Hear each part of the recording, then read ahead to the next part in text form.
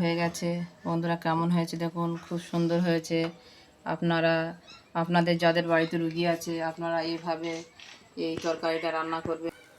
আসসালামু আলাইকুম দর্শক বন্ধুরা, আজ আমি রুগীদের কি নিয়ে তরকারি বানিয়ে খাওয়ালে রুগী সুস্থ হয় বা ডাক্তারের মতে কি খাওয়াতে বলে সেগুলো আজকে দেখাবো। কি দিয়ে আমি এই তরকারি রান্না করি, কেমনভাবে রুগীদের জন্য তরকারি বানাতে হয় সেটা আজকের বানাবো।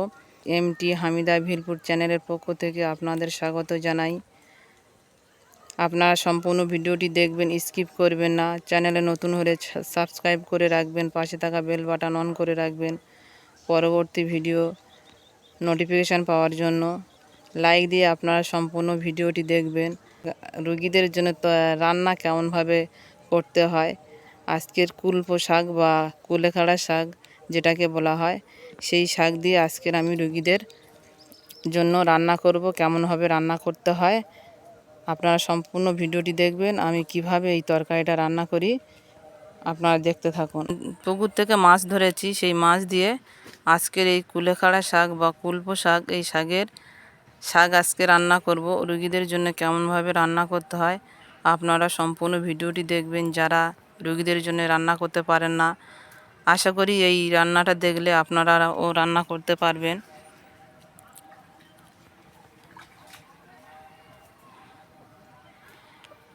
আর আপনারা ভিডিওটি দেখে বেশি বেশি করে শেয়ার করবেন, যারা পারে না তারাও যেন শিখে নেয় এই রান্না দেখে। আপনারা সম্পূর্ণ ভিডিওটি দেখবেন। ফেসবুকে যারা দেখবেন লাইক কমেন্ট শেয়ার করতে ভুলবেন না, ফলো দিয়ে পাশে থাকবেন এরকম নিত্য নতুন ভিডিও দেখার জন্য।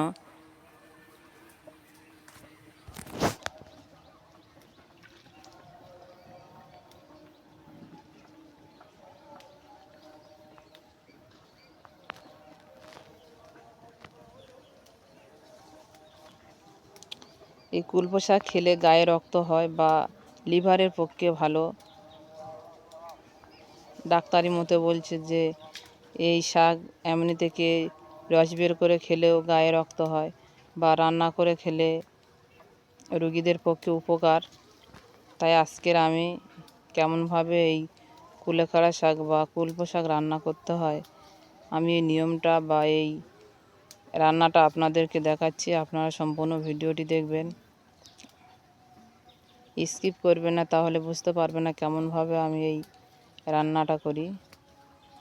এই শাক একটা উপকারিতা শাক, এই শাকের মধ্যে অনেক গুণ আছে।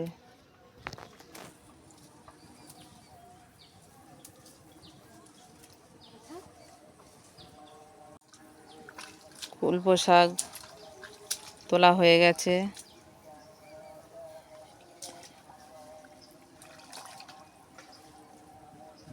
এটা কোনো সারের শাক নয়।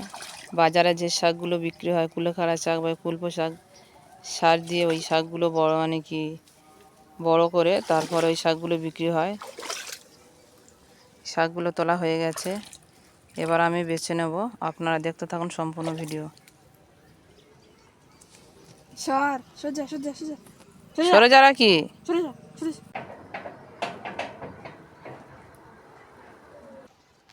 পোকা বা অন্য কোনো কিছু আছে কি আমি সেগুলো ফুটে নিয়ে এবার আমি শাকগুলো কেটে নেব।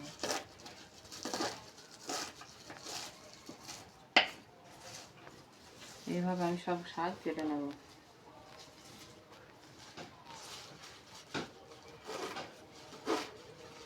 আপনারা পারলে বটি দিয়েও কাটতে পারেন।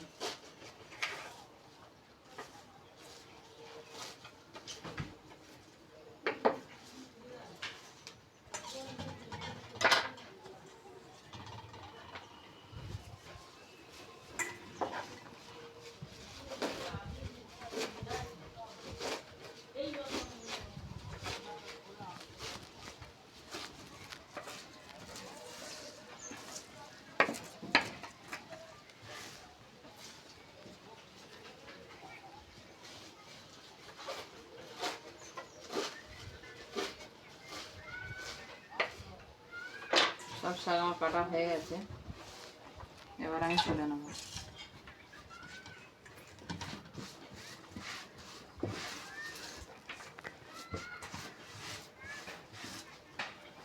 নিয়ে আমি শাকগুলো এবার ধুয়ে নিয়ে আসবো।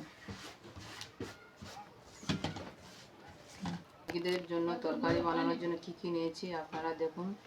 এখানে আমি আলু কেটে নিয়েছি, কুলপো শাক নিয়েছি, জিরে বেটে নিয়েছি, পেঁয়াজ, পুকুর থেকে টাটকা মৌরলা মাছ আমি ধরেছি জাল দিয়ে। এই মাছ দিয়ে আজকের এই তরকারিটা বানাবো। কেমনভাবে বানাই আপনারা সম্পূর্ণ ভিডিওটি দেখুন। এবার আমি কেমনভাবে এইগুলো মাখিয়ে নিই আপনারা দেখতে থাকুন সম্পূর্ণ ভিডিও। প্রথমে আমি শাকটা দিয়ে নেব, তারপর আমি আলুটা দিয়ে নেব,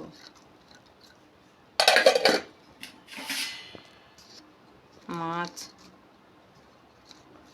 পেঁয়াজ, জিরের বাটা,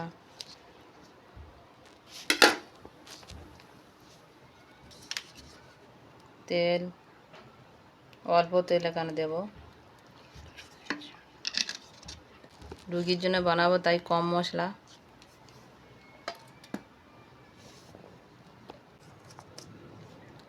লবণ, সামান্য হলুদ, সামান্য লঙ্কা। এবার আমি হাত দিয়ে সবগুলো মাখিয়ে নেব।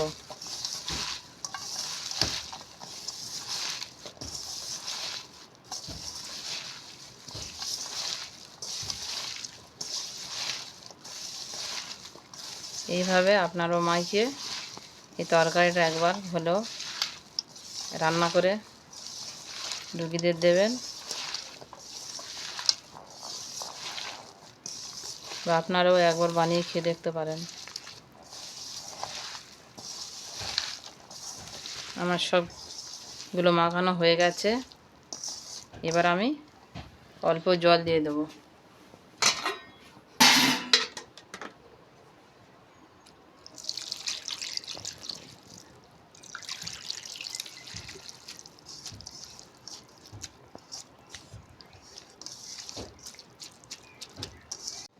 ঢাকনা ঢেকে এবার আমি উনুনে বসিয়ে দিয়ে 20 মিনিটের মতো জাল করে নেব।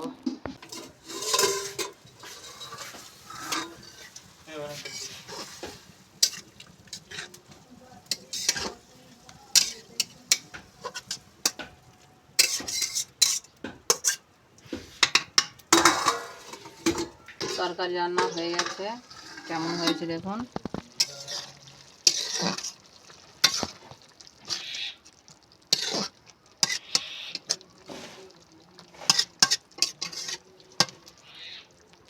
এবার আমি তুলে নেব।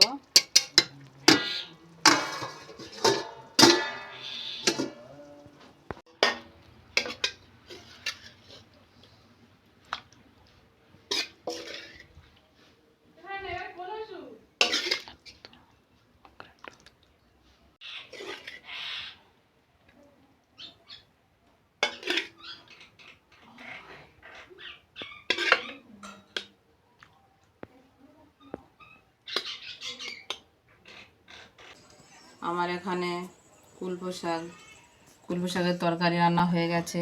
বন্ধুরা কেমন হয়েছে দেখুন, খুব সুন্দর হয়েছে। আপনাদের যাদের বাড়িতে রুগী আছে আপনারা এইভাবে এই তরকারিটা রান্না করবেন। আর আমার ভিডিওটি ভালো লেগে থাকলে আমার পাশে আপনারা থাকবেন, আমার ভিডিওটি বেশি বেশি করে দেখবেন। আবার পরে ভিডিওতে দেখা হবে। টাটা।